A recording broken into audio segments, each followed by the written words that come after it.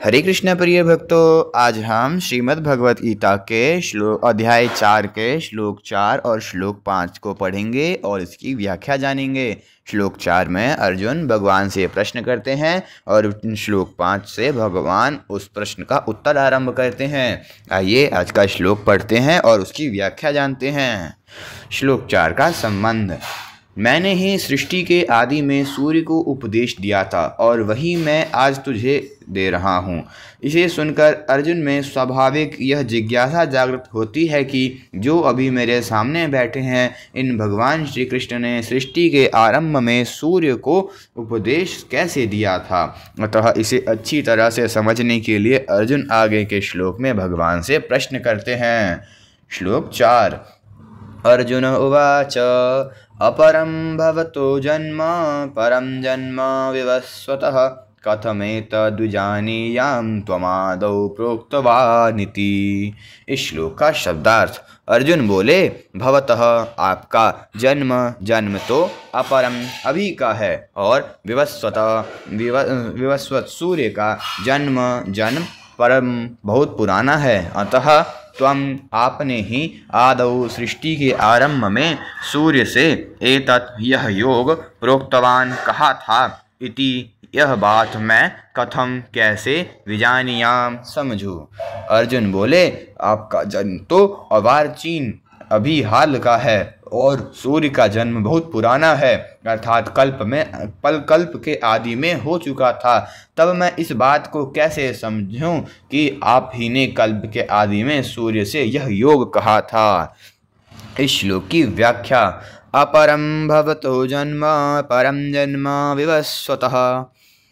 आपका जन्म तो अभी कुछ वर्ष पूर्व श्री वसुदेव जी के घर में हुआ है, पर सूर्य का जन्म सृष्टि के आरंभ में हुआ था। अतः आपने सूर्य को कर्मयोग का कैसे कह दिया।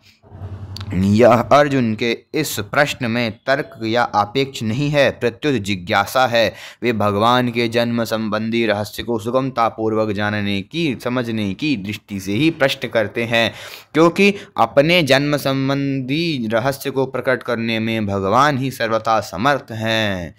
कथमेतद्विजानीयां त्वमादौ प्रोक्तवानिति। मैं आपको सृष्टि के आदि में उपदेश देने वाला कैसे जानूं। अर्जुन के प्रश्न का तात्पर्य यह है कि सूर्य को उपदेश देने के बाद से सूर्यवंशी रामनु इक्ष्वाकु आदि कई पीढ़ियां बीत चुकी हैं और आपका अवतार अभी का है। अतः आपने सृष्टि के आदि में सूर्य को उपदेश कैसे दिया था, यह बात मैं अच्छी तरह से समझना चाहता हूँ। सूर्य तो अभी भी है, इसलिए उसे अभी भी उपदेश दिया जा सकता है, परंतु आपने सूर्य को उपदेश देने के बाद सूर्यवंशी परंपरा का भी वर्णन किया है, जिससे यह सिद्ध होता है कि आपने सूर्य को उपदेश अभी नहीं दिया है। अतः आपने सूर्य को कल्प के आदि में कैसे उपदेश दिया था।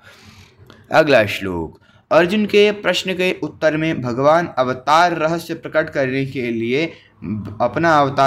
करने के लिए भगवान पहले अपनी सर्वज्ञता का दिग्दर्शन कराते हैं। श्री भगवान उवाच बहूनि मे व्यतीतानि जन्मानि तव चार्जुन तान्यहं वेद सर्वाणि न त्वं वेत्थ परन्तप। इस श्लोक का शब्दार्थ। परंतप, हे परंतप अर्जुन मेरे च और तो तेरे बहुनी बहुत से जन्मानी जन्म व्यतीतानी हो चुके हैं, तानी उन सर्वाणी सबको अहम मैं वेदज्ञ जानता हूँ, पर त्वम तू नहीं वेत्थ जानता। श्री भगवान बोले, हे परंतप अर्जुन, मेरे और तेरे बहुत से जन्म हो चुके हैं, उन सबको तू नहीं जानता, किंतु मैं जानता हूँ। इस श्लोक की व्याख्या। बहूनि मे व्यतीतानि जन्मानि तव चार्जुन। इसे जानने से पहले हम कुछ और जानते हैं। तीसरे श्लोक में भगवान ने अर्जुन को अपना भक्त और प्रिय सखा कहा था, इसलिए पीछे के श्लोक में अर्जुन अपने हृदय की बात निसंकोच होकर पूछते हैं। अर्जुन, भगवान के जन्म रहस्य को जानने की प्रबल जिज्ञासा उत्पन्न हुई है, इसलिए भगवान उनके सामने मित्रता के नाते अपने जन्म का रहस्य प्रकट कर देते हैं। यह नियम है कि श्रोता की प्रबल जिज्ञासा होने पर वक्ता अपने को छिपा कर नहीं रख सकता, इसलिए संत महात्मा भी अपने विशेष श्रद्धा रखने वालों के सामने अपने आप को प्रकट कर देते हैं। संत महात्मा भी स्वयं छिपे रहते हैं पर सबके सामने प्रकट नहीं होते, परंतु निम्न 3 अवसरों पर वे अपने आप को प्रकट कर देते हैं। पहला, जब कोई अत्यधिक श्रद्धालु सामने आ जाए और उसमें उन्हें जानने की उत्कष्ट अभिलाषा हो। दूसरा, जब अपने किसी प्रेमी का शरीर छूटने वाला हो। तीसरा, जब संत महात्मा का अपना कहलाने वाला शरीर छूट रहा हो। दूसरे और तीसरे अवसर पर संत महात्मा उस व्यक्ति के सामने भी अपने आप को प्रकट कर देते हैं जिसमें उतनी अधिक श्रद्धा तो नहीं है, पर वह उन संत महात्मा का हृदय से आदर करता है और उन्हें जानना चाहता है। गुढ़ऊ तत्व न साधु दुरावहीं, आरत अधिकारी जहाँ पावहीं, मानस जी में यह लिखा हुआ है। अब पढ़ते हैं। बहुनी में व्यतीतानि जन्मानि तव चार्जुन, अर्थात समय समय पर मेरे और तेरे बहुत से जन्म हो चुके हैं, परंतु मेरा जन्म और तरह का है और तेरा जन्म और तरह का है। तात्पर्य यह है कि मेरे और तेरे बहुत से जन्म होने पर भी वे अलग अलग प्रकार के हैं। दूसरे अध्याय के 12वें श्लोक में भगवान ने अर्जुन से कहा था कि मैं भगवान और तू तथा ये राजा लोग पहले नहीं थे और आगे नहीं रहेंगे। ऐसा नहीं है। तात्पर्य यह है कि उनका अंश जीवात्मा दोनों ही अनादि और नित्य हैं। तान्यहम वेद सर्वाणि, संसार ऐसे जातिस्मर जीव भी होते हैं, संसार में ऐसे जातिस्मर जीव भी होते हैं जिनको अपने पूर्वजों का ज्ञान नहीं होता, पूर्व जन्मों का ज्ञान नहीं होता। ऐसे महापुरुष युंजान योगी कहलाते हैं जो साधना करके सिद्ध होते हैं। साधना में अभ्यास करते करते इनकी वृत्ति इतनी तेज हो जाती है कि ये जहाँ वृत्ति लगाते हैं वहीं का ज्ञान इनको हो जाता है। ऐसे योगी कुछ सीमा तक ही अपने पुराने जन्मों को जान सकते हैं, संपूर्ण जन्मों को नहीं। इसके विपरीत भगवान युक्त योगी कहलाते हैं जो साधना किए बिना स्वतः सिद्ध नित्य योगी हैं। जन्मों को जानने के लिए उन्हें वृत्ति नहीं लगानी पड़ती, प्रत्युत उनमें अपने को और जीवों को भी संपूर्ण जन्मों का स्वतः स्वाभाविक सदा ज्ञान बना रहता है। उनके ज्ञान में भूत भविष्य और वर्तमान का भेद नहीं है, प्रत्युत उनके अखंड ज्ञान में सभी कुछ सदा वर्तमान रहता है। कारण कि भगवान संपूर्ण देश काल वस्तु व्यक्ति परिस्थिति आदि में संपूर्ण रूप से विद्यमान रहते हुए भी इनसे सर्वथा अतीत हैं। मैं उन सब को जानता हूँ। भगवान के इस वचन से साधकों को एक विशेष आनंद आना चाहिए कि हम भगवान की जानकारी में हैं, भगवान हमें निरंतर देख रहे हैं, हम कैसे ही क्यों न हो पर हैं भगवान के ज्ञान में। त्वं वेत्थ परंतप, जन्मों को न जानने में मूल हेतु है अंतःकरण में नाशवान पदार्थों का आकर्षण महत्व होना। इसी के कारण मनुष्य का ज्ञान विकसित नहीं होता। अर्जुन के अंतःकरण में नाशवान पदार्थों का व्यक्तियों का महत्व था, इसलिए वे कुटुंबियों के मरने के भय से युद्ध नहीं करना चाहते थे।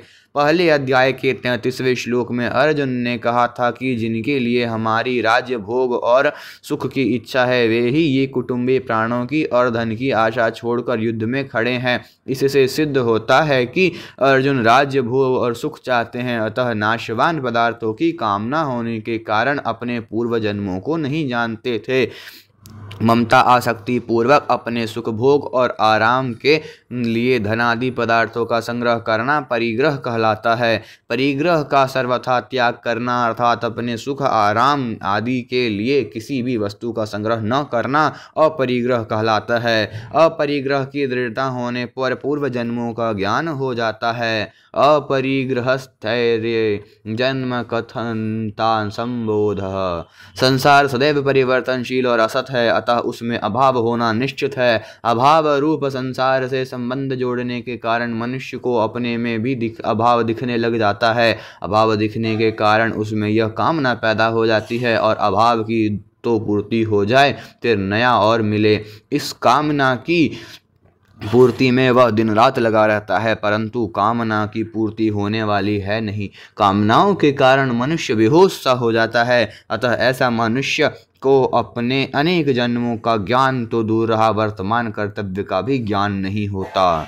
वह क्या कर रहा है, क्या करना चाहता है, यह भी उसे ज्ञान नहीं होता। आज का यह श्लोक संपूर्ण हुआ। अगला श्लोक। पूर्व श्लोक में भगवान ने बताया कि मेरे और तेरे बहुत से जन्म हो चुके हैं। अब भगवान आगे के श्लोक में अपने जन्म की विलक्षणता बताते हैं।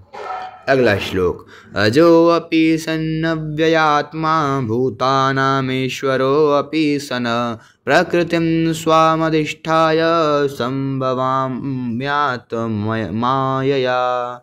हरे कृष्ण। अगर आपको आज की वीडियो पसंद आए तो वीडियो को लाइक करिए, सब्सक्राइब करिए तथा अन्य भक्तों के साथ शेयर करिए। अगर आपने पिछले श्लोकों की वीडियो नहीं देखी है तो डिस्क्रिप्शन बॉक्स में उनका लिंक है, आप वहां से देख सकते हैं। हरे कृष्ण। हरि बोल।